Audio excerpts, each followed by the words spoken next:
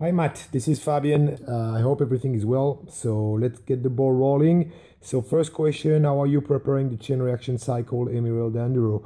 Well, as all races in Enduro, you don't really know what is coming and you try to be fresh, be ready technically and physically. So for sure you do quite a bit of physical training, but also quite a bit of shuttling to be able to have also type of endurance riding that will provide us maximum of comfort when it's going to be time of racing. And for sure that I would say that generally training properly and setting up the bike, testing pretty much like we will do in all mountain bike sport, but pushing every parameters a little more in enduro, because you know that it's a really complete sport. Second question, what makes a good enduro race? Well, first of all, I think good enduro race is about the atmosphere, and having a good atmosphere and sharing a good moment is what really enduro is about. And obviously having good riding as well is key. More downhill it is for me, better it is, and more I'm enjoying it. For sure that when the stages are too physical, it's not as easy for me, but I still do enjoy a lot discovering new tracks, discovering new places, and that's what is making for me like a good enduro race, clearly. Well, question three, why do you think that enduro format has become so popular?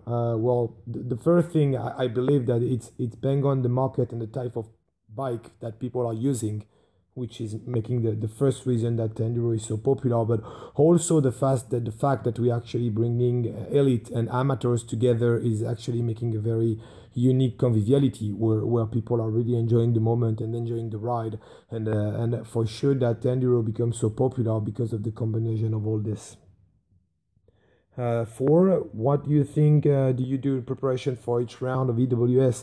Well, what type of training I would do? Well, I would definitely, first of all, try to be as fit as possible, because we definitely noticed over the last 3 years that being very fit was key, as most of the gap of time that was made was clearly in physical stage.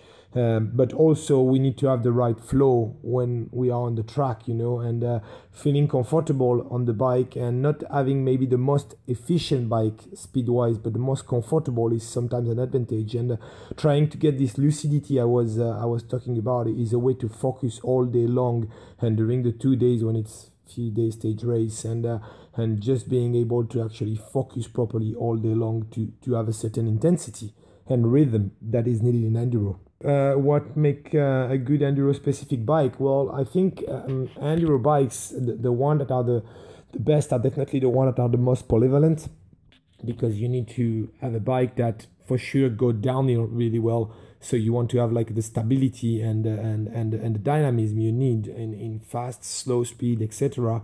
But you also need a very efficient bike when it's moment to pedal and accelerate. So you need to find the right compromise in handlebar position, in bike lengths, and I think generally there is no perfect bike. That is obviously depends of the riding style and of the rider. But generally, I would say that having a bike that is polyvalent and performant, as mentioned downhill as it is in uphill, would definitely be a huge advantage for each riders. Uh, Apart from myself, who are the ones to watch for this year AWS? So that's question six.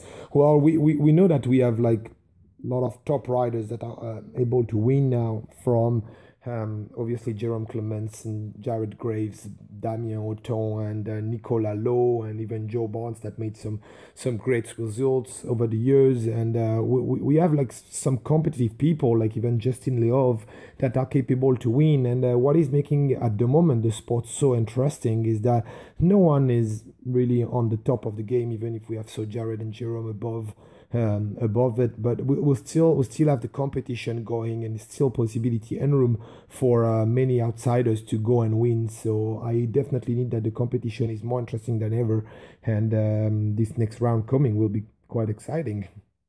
And in stage 7, have you done much riding in Wicklow Highland? What do you think about all the course? Well, I never been in Wicklow, never been riding there, never been in Ireland either. So it'd be a good first time for me. Very excited to come over there.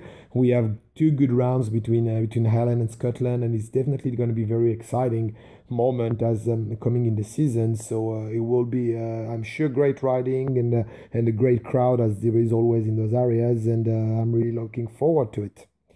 Well, that's pretty much it, Matt. You have a great day. Bye bye.